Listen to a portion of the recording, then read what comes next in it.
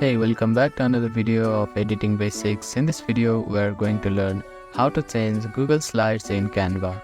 First of all, open up your Canva and open the blank presentation from here, or you can search from here for templates and create a blank presentation. And you can add any one of these templates from here.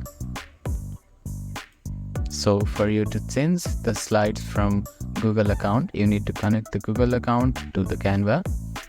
Go to the uploads and click on this box here. You can see that I have already connected my account on Canva. If you have not connected already, you can simply click on this and you will get prompt to log into your account. After logging in, you can see all the slides which you have saved on your Google Drive and simply drag in from here. And you can see that a new slide from Google Drive has been added to your slide here.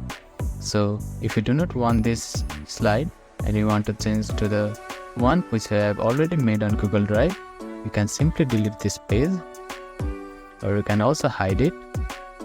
So by dragging the slide which you have already made and saved to the drive, you have successfully changed the slide from Google Drive on Canva. So that is how you can change slide from Google Drive on Canva. Thank you for watching this video. Please do not forget to like, share and subscribe to our channel and comment down if you have any queries.